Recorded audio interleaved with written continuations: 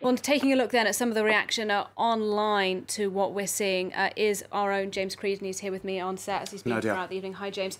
Tell us, what have you found out online about how people are responding to this? Well, I think like everybody, when the images first emerged at around 7 p.m. Paris time, people saw these huge plumes of smoke coming up. Everyone has a smartphone nowadays. People were capturing it and it was going up on social media. Cue everybody being completely shocked by the images. So I'll start with this image here, a piece of history burned, and you see somebody with his hands behind his head, clearly in shock, and I think that's how everybody felt. This was at the moment after the spire collapsed. You can see the flames, a sort of a concentration of flames here where the spire would have been, and here you can see actually the flames licking up at the spire. In fact, of course, it was under reconstruction for the last number of months. I walked past Notre Dame today at mid-afternoon and took a look at it, as I often do, in admiration, and it's just absolutely unbelievable to think that just a few hours later it was engulfed in flames. This is Anne Hidalgo, the Mayor of Paris, who was one of the first to react online. She's since reacted later. I'll try to go on her Twitter account to show you the most recent tweets, because she was saying that the fire service were doing everything they could to get it under control. She then expressed some greater degree of emotion, saying she didn't really have words strong enough to express the pain that she was feeling seeing Notre Dame ravaged by flames.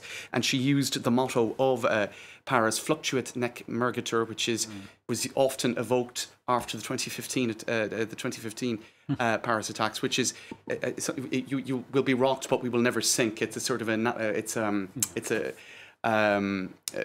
marine type image. I'm trying to think of the exact word, but I think it does, I suppose, indicate a degree of resilience in the face of all of this. You can see here another image showing the absolutely massive plumes of smoke that came up when the fire was really at its height. This is another image again.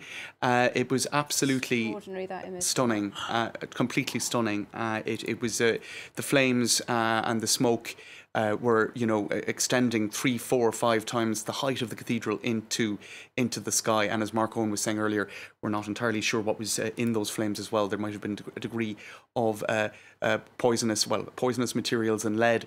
You can see there again, these are just completely heartbreaking scenes of the roof of Notre Dame and those flames licking up around the spire.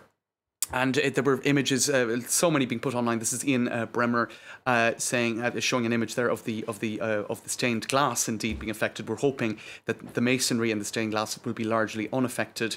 Of course, the vault, it appears, could not be saved. That's another image from the rear of Notre Dame. I mean, there were just so many of them going up on social media, and they're all completely shocking. And that spire, of course, now has collapsed. That's no longer standing. That was the aftermath. The flames engulfed it, and it tilted and fell in. I think I have a video actually of the moment when it did collapse. That's not it here, but you can see here. This is on the bridge near. It's just coming over the bridge from Ile Saint-Louis over to Ile de la Cité. This bizarre image of a busker continuing to busk. It's like the image of the orchestra on the Titanic or something. I don't know. I mean, you would think you'd stop busking if Notre Dame is in flames. This is another image with people speaking of heartbreak. That they're actually the nuns, if I'm not mistaken, of Saint-Gervais, the Order of Jerusalem, which is a church just behind Hôtel de Ville. They are obviously gathered here on front. I recognise them because it's right by where I live. You can see there, oh my gosh, I hadn't actually seen that. The spire collapses in that precise image, and all the more poignant because of the nuns, I think, observing that image. So much more to show. There's much more for you to show us, James. I'll just finish with this one image, the Teatro La Fenice in Venice. Yeah. We burnt twice, but twice we have risen from our ashes stronger. We are at your side, friends, so fear not. Yeah, we know, of course, the Notre Dame has...